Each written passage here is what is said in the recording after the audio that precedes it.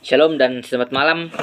Perkenalkan, nama saya Daniel Samperuru, Prodi Teologi Angkatan 2022, kelas B.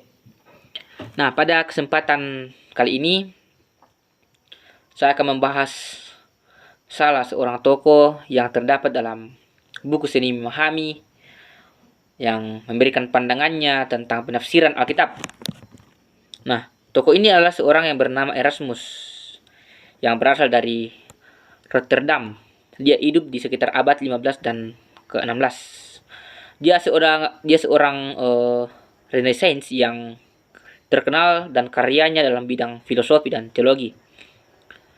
Pandangannya tentang Alkitab mencerminkan bahwa dia mempunyai sebuah semangat reformasi untuk meneliti seperti apa itu Alkitab.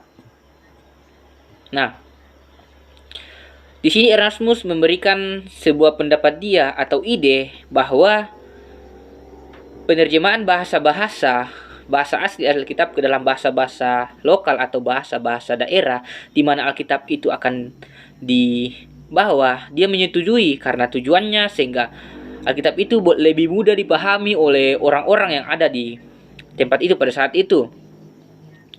Kemudian dia juga menekankan bahwa kita harus sangat memahami naskah asli dari Alkitab dalam bahasa Yunani dan dalam bahasa Ibrani.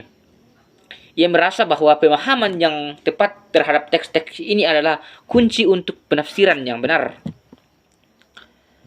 Nah, dalam metode-metode penafsiran ini ada beberapa poin penting yang Erasmus ingin sampaikan kepada kita selaku pembaca. Yang pertama, kita harus memahami seperti apa konteks. Seperti apa konteks, yaitu mencakup budaya, waktu, tempat, dan kejadian seperti apa yang terjadi di sekitar teks itu sehingga teks itu berbentuk seperti ini. Kita sebagai penafsir harus meneliti kenapa tulisan ini seperti itu, sehingga dalam penafsirannya nanti teks yang kita tafsirkan itu tidak menghasilkan penafsiran yang salah. Kemudian pandangan yang kedua, selain konteks historis, penting juga untuk memeriksa konteks itu sendiri. Bagaimana teks ini berkaitan dengan bagian-bagian lain dalam teks yang sama atau dalam Alkitab atau dokumen yang lebih besar. Nah, bahasa asli. Jika mungkin memahami bahasa asli teks itu sendiri adalah kunci untuk penafsiran yang akurat. Ini terutama penting dalam penafsiran teks-teks agama dalam berbagai bahasa. Kemudian mengenai budaya dan tradisi. Kita harus mengenali budaya atau tradisi yang ada di tempat pada saat itu sehingga teks itu jadi. Dan di mana teks itu ditujukan atau terdapat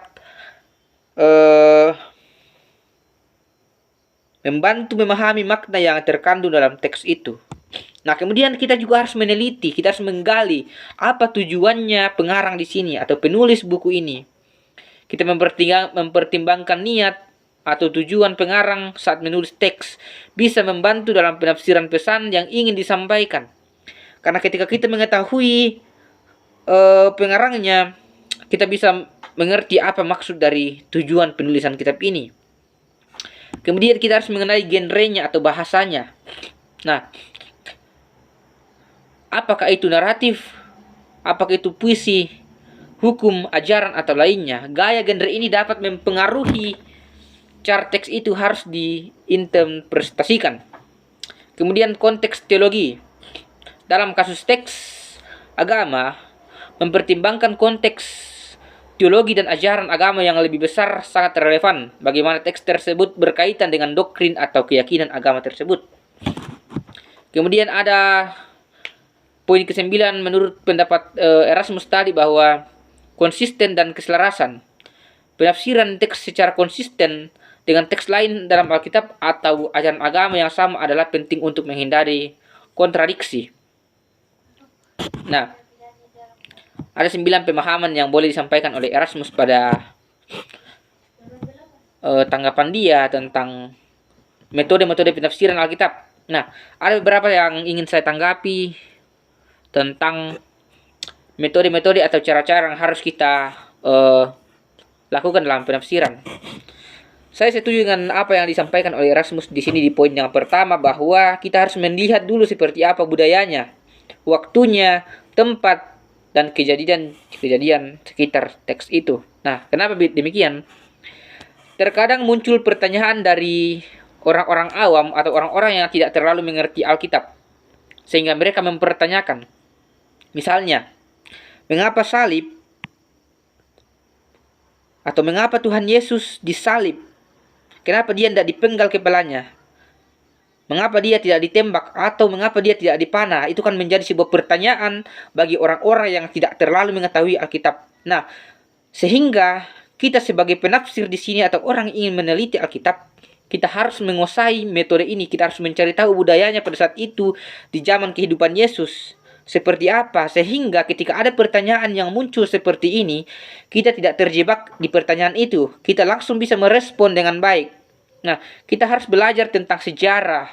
Nah, ternyata kisah Yesus pada saat itu, mengapa dia disalib?